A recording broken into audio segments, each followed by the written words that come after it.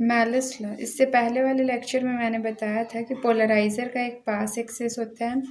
This pass axis can be vertical और horizontal. यहाँ मैंने वर्टिकल पास एक्सिस लिया है। तो अगर मैं यहाँ कोई भी ऑर्डिनरी लाइट लूँगी, कोई भी अनपोलराइज लाइट लूँगी, तो इसका जो भी वर्टिकल कंपोनेंट होगा वो ईजिली इधर आ जाएगा। जितने भी हॉरिजॉन्टल कंपोनेंट होंगे वो कैंसिल हो जाएंगे, और जो ये बीच के कंपोनेंट है उनका 50% इधर पहुंच रहा होगा। मतलब अगर इसका इंटेंसिटी I0 है तो इधर I0/2 इंटेंसिटी की लाइट पहुंच रही होगी फॉर श्योर। अब हम क्या करते हैं कि ये जो भी मेरे पास पोलराइज़र है, इसके पोलराइज़र का पास एक्सिस चेंज कर दे रहे हैं, मतलब इस पोलराइज़र को रोटेट कर दे रहे हैं। रोटेट कर रहे हैं तो इसका जो वर्टिकल पास एक्सिस है, सपोज़ वो हॉरिजॉन्टल आ गया। इसके बाद हम चेक करते हैं कि इंटेंसिटी कितना आ रहा है। ये अनपोलराइज लाइट है, सपोज़ इंटेंसिटी I0 है। इस केस में क्या होगा, जितने भी हॉरिजॉन्टल रेज हैं, हॉरिजॉन्टल रेज सारे पास हो जाएंगे इधर। जो वर्टिकल है वो सारे के सारे कैंसिल हो जाएंगे, प्लस जो बीच वाले रेडिएशंस हैं, इन रेडिएशंस का 50% इधर पहुंच रहा होगा। मतलब ये रेडिएशन अगर 20 होगा तो ये 10 रेडिएशंस इधर पहुंच रहा होगा। तो यहाँ भी अगर इंटेंसिटी I0 है तो इधर इंटेंसिटी I0/2 मिलेगा। मतलब in both the case we will get half intensity of the original light, horizontal के केस में भी, वर्टिकल के केस में भी। अब एक और कंडीशन हम लोग कंसिडर करते हैं कि सपोज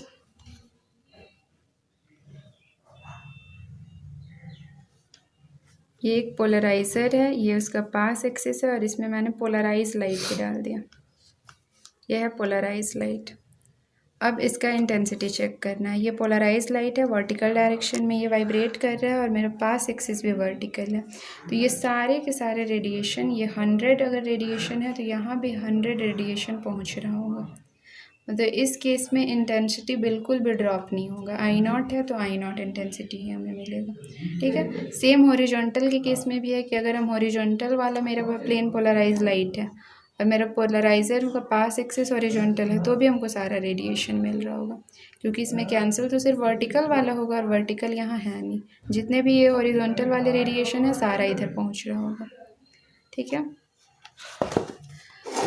ये मैलिस लॉ में क्या है कि इन्होंने प्लेन पोलराइज लाइट लिया, मैलिस ने पहले उन्होंने अनपोलराइज लाइट लिया, उसको पोलराइज़र से पास कराया तो पोलराइज़र लाइट मिला।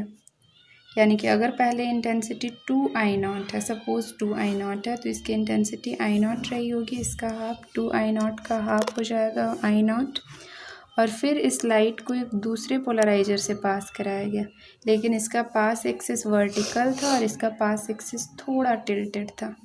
इट मीन्स अगर हम कंसिडर करें कि ये पहले वाला इसका एक्सिस है और ये इसका न्यू एक्सिस है, तो दोनों के बीच में कुछ एंगल होगा, सपोज़ ये एंगल फाई है। तो इस केस में जो नई वाली इंटेंसिटी होगी वो I0 cos स्क्वायर फाई होगी, cos square phi times of intensity. इसी लॉ को मैलिस ने दिया था। मैलिस ने बताया था कि अगर हम पोलराइज लाइट को अगर फिर से पोलराइजर से पास कराएं तो उसकी intensity I0 cos square phi हो जाएगी, I0 cos स्क्वायर फाई, और यही लॉ कहलाता है मैलिस लॉ। मैलिस लॉ, अगर हम मैलिस लॉ का स्टेटमेंट लिखना चाहें तो हम लिख सकते हैं, when polarized light is again passed through a polarizer having pass axis making some non-zero angle with respect to former pass axis, then intensity of emerging light will be cos square phi times of intensity of polarized light, that is I is equal to I naught cos square phi.